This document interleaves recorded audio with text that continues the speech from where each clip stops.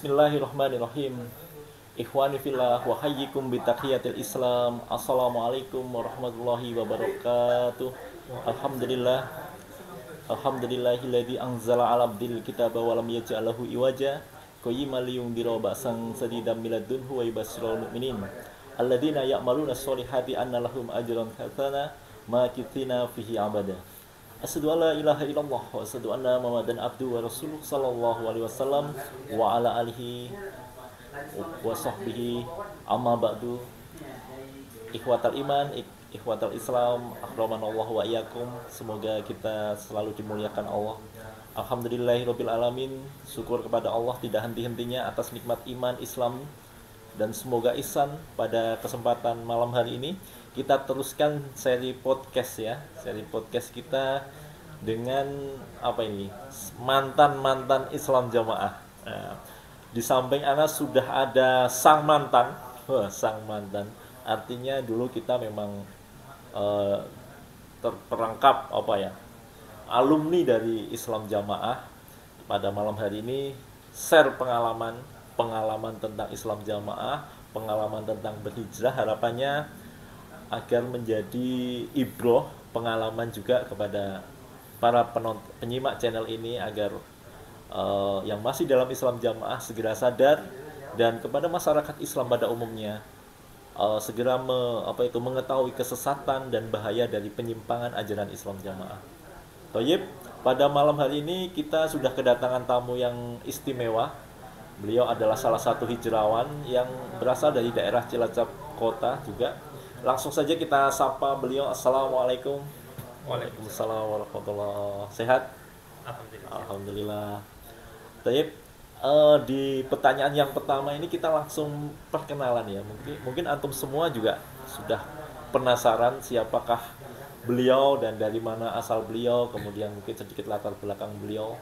Silakan. Assalamualaikum warahmatullahi wabarakatuh. Waalaikumsalam.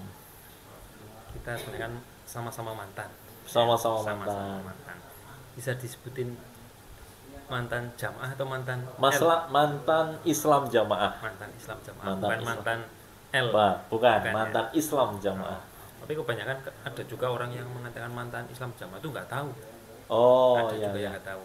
Insya Allah tahu adalah Islam jamaah adalah salah satu organisasi yang sekarang masih resmi, dan memang karena masih resminya itu kita agak mengkamuflase karena nanti akan timbul hal-hal yang tidak ini pas. Mungkin itu. Oke. Monggo kenalan. Ya. Nama saya Teguh. Pak Teguh. Iya. Asli saya itu dari Banjarnegara. Pak Teguh asli Banjarnegara. Iya. Kota Dawet. Kota Dawet, Masya Allah. Aslinya juga orang desa. Orang desa ya. Desa sing kemeringat gitu loh.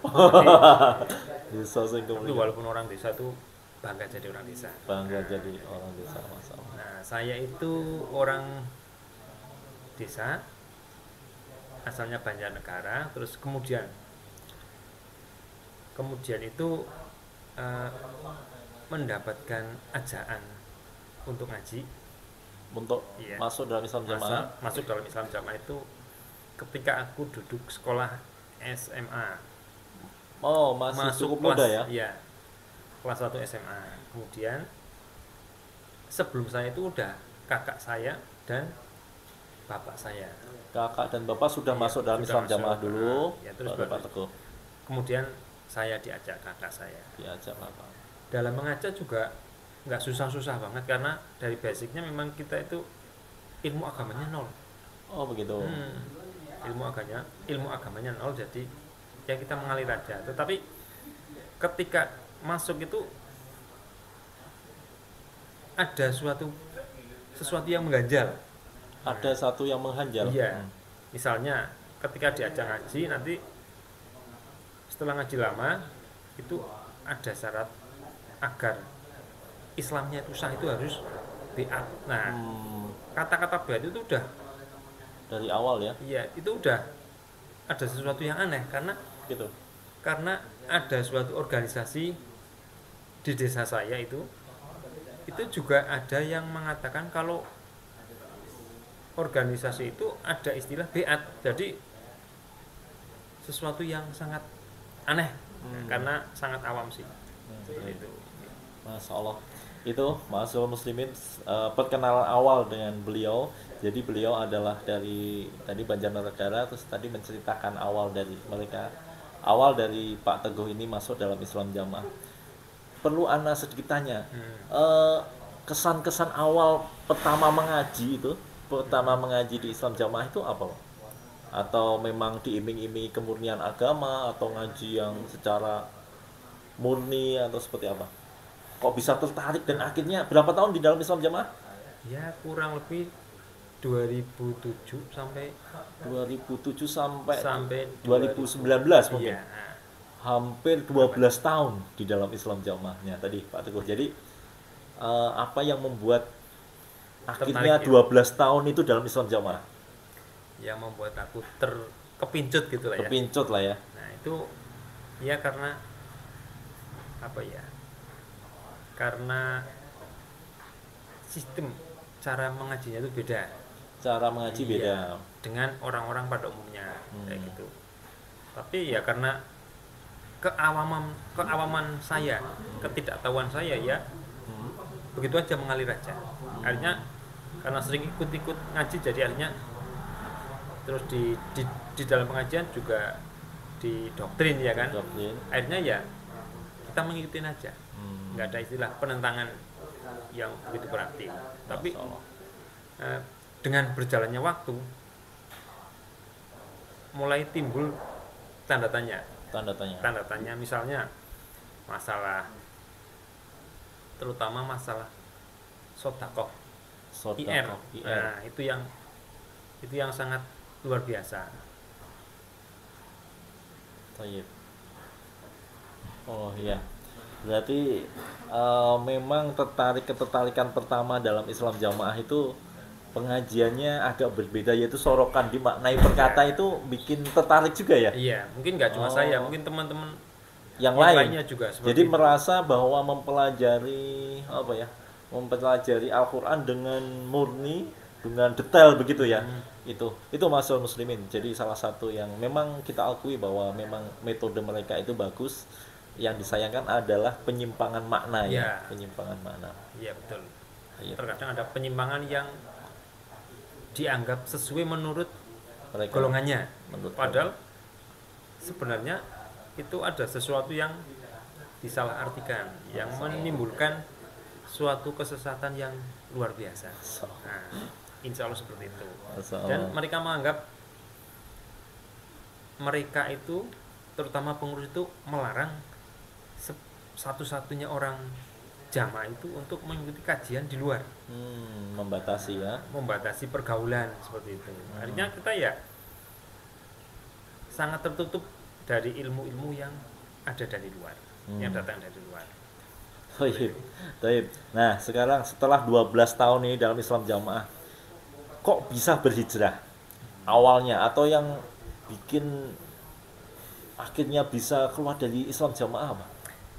Yang bikin saya itu keluar dari jamaah, nah dulu kan awal mulanya saya itu ngaji di Jokam itu diajak kakak saya, Diajak kakak kandung ya. kandung yang perempuan, yang laki-laki kakak ipar yang dari Wonosobo itu, Masya yang Allah. Mas Dwi Irianto. Mas, oh Pak Ya, Dwi, ya. yang sudah berhijrah juga. Sudah Masya itu, Allah. itu malah difitnah habis-habisan sama orang Jokam di Wonosobo, seperti itu. Nah, ketika diajak ngaji saya juga mengalir aja. Terus kemudian ketika kakak saya memberitahukan tentang kesesatan di dalam Jokam, di dalam jamaah, saya juga akhirnya berpikir, insya Allah nggak mungkin kakak saya itu menjelumrungkan saya.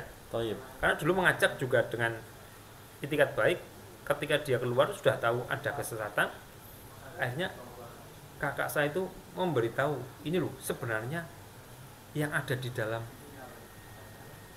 Jokam itu kesesatan seperti ini dijelemprengkan semua. Akhirnya dengan hati yang sedikit demi sedikit terbuka, akhirnya ya alhamdulillah saya mendapatkan hidayah seperti itu. Di samping itu kakak saya juga menyuruh melihat di YouTube. Kajian-kajian di luar. Kajian di luar, terutama salah satunya ya Ustadz Khalil dan Ustadz Khalil, Ustadz Aziz Ustadz Aziz Ridwan, dan Ustadz Abdullah Mas'ud. Abdullah Mas'ud. Nah, Insyaallah. itu setelah lihat itu ternyata ya memang benar, nggak mungkin ulama besar di dalam Jukam itu insya Allah yang hijrah yang keluar itu membohongi kita, insya Allah seperti itu. Masya Allah. Masya Allah. Jadi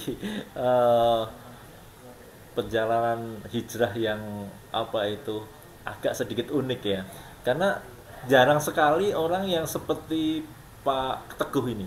Karena kebanyakan orang di Islam Jamaah itu Pak Teguh, kalau kita ajak itu dia tidak memakai apa ya, memakai akal logika, hati nurani, akhirnya bisa berhijrah enggak. Dia karena banyak sekali doktrin ya, akhirnya justru yang mengajak hijrah itu dianggap sudah berubah pemahaman dan lain sebagainya. Masyaallah muslimin, ini kita lihat contoh dari Pak Teguh ini. Dia menggunakan akal yang sehat tanpa terdoktrin. Dia bisa menilai ya yang salah dan yang benar tanpa doktrin ya Pak Teguh ya. Yeah. Tanpa terdoktrin dalam Islam Jamaah. Dia ceritakan bahwa dulu yang mengajak kakaknya, kemudian sekarang kakaknya menasihati dan dia mau menerima. Ini hal yang jarang di Islam Jamaah, yang sulit sekali mereka dinasihati. Ya, alhamdulillah. Alhamdulillah sekali. Nah, ini sekarang ada pertanyaan nih. Di dalam Islam Jamaah dulu sempat aktif, ada dapukan atau kedudukan dalam Islam Jamaah barangkali? Dulu kalau di pas SMA kan masih ilmunya masih sedikit lah, belum lama. Terus kemudian ketika bisa SMA saya ke Jogja, sekolah di Jogja itu hampir mau dijadikan pengurus, hampir ya. Hampir mau dijadikan pengurus ketua muda-mudi. Sebelum itu saya itu udah dikasih bocoran sama teman saya. Akhirnya ketika sudah tahu mau dijadikan ketua muda-mudi, saya langsung pindah kelompok. Nah, karena saya nggak kepingin seperti itulah. Nah, karena sedikit demi sedikit di dalam Jukam itu ada sesuatu yang nggak beres, tapi masih tak sembunyikan. Nah, ini pertanyaan selanjutnya nih, persis seperti Pak Teguh yang barusan disampaikan. Jadi apa nih menurut Pak Teguh ajaran kesesatan dalam Islam Jamaah? Kesesatan yang terjadi di dalam jamaah ya salah satunya itu tadi takfir. Nah, di dalam jamaah itu mengkafir-kafirkan golongan di luar. Nah, tetapi ketika ada orang luar mempertanyakan apakah orang Jukam itu mengkafir-kafirkan orang luar, mereka menjawab kan tidak, ya kan? Nah, itu kan sesuatu pembohongan. Padahal kalau seseorang yang berbohong maka di belakangnya akan membohongi lagi, kan seperti itu. Nah, itu salah satu tanda tanya. Kemudian kesesatan yang lainnya yang selalu mau tak tanyakan tetapi agak tak tahan itu infak rezeki, Isron ya kan. Nah, kalau sesuatu di dalam agama itu yang diada-adakan ditambahi, bukankah itu bid'ah ya kan? Apakah itu infak rezeki atau isrun itu di Al-Quran itu ada misalnya 5%, 7,5%, 10% dan lain sebagainya, apakah itu ada? Aku pernah menanyakan ke Mubalek, ternyata mereka menjawab itu nggak ada persenan kayak gitu di dalam Al-Quran, di dalam Al-Hadis. Tetapi kalau untuk sodako memang ada kan kayak gitu ya. Cuma kan nominalnya nggak ditentukan. Kenapa kita kok ditentukan? Kemudian kalau kita infak seperti itu, uangnya dikemanakan? Untuk apa dan bagaimana? Padahal kita dituntut untuk jujur. Kalau memang uangnya digunakan untuk operasional fisabilillah, oke. Harusnya kan ada perinciannya. Kenapa harus tidak? Ada laporan pertanggungjawaban. Ya. Secara hitung-hitungan administrasi kan seperti itu. Tapi kenyataannya tidak ada. Seperti itu juga suatu tanda tanya yang luar biasa di dalam diri saya. Seperti itu. Itu salah satu ya kesesatan yang ada. Kemudian apalagi ya? Perlu saya sampaikan sedikit. Jadi isrun itu nanti barangkali ada yang belum tahu, Islam itu adalah pungutan pajak di dalam Islam Jamaah itu setiap bulan ya. Setiap bulan itu kami-kami ini dulu dipungut dari penghasilan itu ada yang 5%, ada yang 10%, kebanyakan 50%. Kebanyakan adalah 10%. 10% dari Nah, penghasilan. dari penghasilan setiap bulan. Nah, ini yang cukup Itu memberatkan. belum lagi kalau ada sodako yang Belum lagi yang lain ya. iya, Ya, bukan atau luar ya, biasa lagi. ya, masih ada kira-kira Apalagi ya. kesesatan yang ya tadi takfiri terus isrun barangkali ada Sebenarnya banyak sekali. banyak sekali ya. Iya, banyak sekali. Masalah Itu ya yang salah pengambilan dalil juga ya. oh iya itu Masalah sangat banyak sekali. begitu kita hijrah kita tahu ternyata dalil-dalil yang dipakai dalam Islam Jamaah selama ini adalah memaknai atau keterangannya salah. Iya, Salah sesuai tafsir. dengan tafsirnya sendiri, ya kan? Tayyib. Nah, ini pertanyaan ini. Eh, apa yang dirasakan setelah hijrah? Nah, yang saya rasakan setelah hijrah itu kan sebelum hijrah itu kan di dalam Jokam itu kalau satu-satunya jamaah sampai brejel murtad itu kan dikatakan bakal deblek kere ketere-tere seperti itu. Tapi kenyataannya teman-teman saya yang sudah pada hijrah mereka itu merasa happy, plong, seneng, mencari ilmu juga nggak bingung, di mana-mana saja bisa sholat juga bisa di mana-mana. Ternyata setelah hijrah itu benar-benar sudah merdeka, bahagia, senang, dan ibadahnya itu benar-benar bisa lahir batin. Itu menurut saya pribadi. Jadi Mungkin tidak seperti yang diancamkan pengurus ya atau Iya. didoktrinkan pengurus ya. Untuk menakut-nakuti aja itu sebenarnya. Oh, masya Allah. Seperti itu. Jadi, masya Allah. Jadi memang selama ini bagi antum yang mau masih dalam Islam Jamaah mau berhijrah selalu ditakut-takuti pengurus ya. Nanti ngajimu piye. Kemudian Iya. nanti kalau sampean mati sopo sik ngurusi. Nah, seperti itu ya. Kemudian orang duwe komunitas, gak duwe konco, bakal diblokir, orang diterima masyarakat, Iya. bakal deblek rezekine dan lain sebagainya. Itu penakut-penakut mereka. Iya, Tapi itu- yang dirasakan justru sebaliknya ya. Iya. Masya Allah. Bertolak belakang. Betul belakang. Iya. Ini pelajaran bagi kita semua. Antum yang masih bunglon maupun masih ragu-ragu berhijrah, segeralah berhijrah. Karena menunda berhijrah merugikan diri sendiri dan keluarga. Masya Allah. Betul. Sekarang yang terakhir ini, nasihat kepada yang masih dalam Islam Jamaah, kemudian nasihat juga atau pesan juga kepada umat Muslim pada umumnya. Tahu. Enggak, ini nambahin dulu yang tadi ya. Saya belum cerita yang tentang keluarga saya. Mau. Oh iya. Alhamdulillah keluarga saya itu dulu di Jokam semua. Dijokam Iya. semua. Tapi dengan berjalannya waktu, ketika keluarga saya itu masuk Jokam, itu yang mengajak juga kakak-kakak saya. Kakak. Begitu ikut juga nggak begitu ada pertentangan. Cuma ada tanda tanya, pertanyaan memang ada. Tapi dengan berjalan waktu, kakak saya itu keluar, terus mengajak, memberi nasihat juga agar sesegera mungkin keluar. Masya Allah. Nah, akhirnya dengan berjalannya waktu keluar dengan sendirinya, dengan apa? Dengan Dengan kesadaran. kesadarannya. Akhirnya keluar semua, alhamdulillah sampai sekarang sudah hijrah semua. Hijrah semua, Alhamdulillah. keluarga besar saya, itu? Iya. Masya Allah. Bapak, ibu, kakak semua udah semua. Istri juga, anak-anak sudah semua. Alhamdulillah istri juga sudah. Masya Tapi sebelumnya istri saya juga sama istri juga Sempat.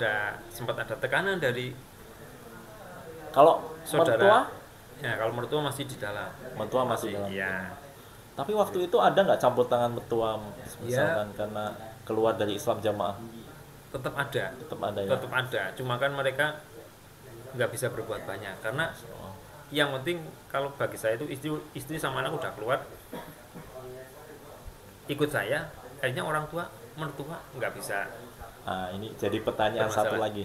Kok bisa menyadarkan istri itu bagaimana? Mengajaknya atau bagaimana? Ya saya nasihati sedikit demi sedikit, kemudian kakak saya juga yang Nasihat. memberikan, kakak ipar dan kakak saya memberikan nasihat untuk memantapkan. Akhirnya ya terbuka hatinya. Selain itu juga melihat kajian-kajian di YouTube. Nah, seperti itu.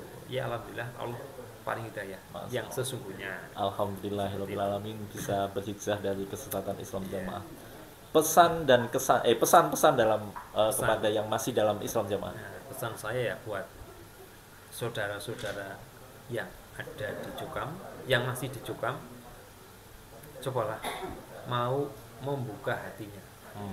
Jangan terlalu menutup diri dan jangan mengkafir-kafirkan orang. Karena bisa jadi orang yang di luar itu lebih pintar daripada orang yang di dalam. Kan seperti itu. Karena kalau menganggap dirinya paling pintar, paling benar, itu berarti orang sombong.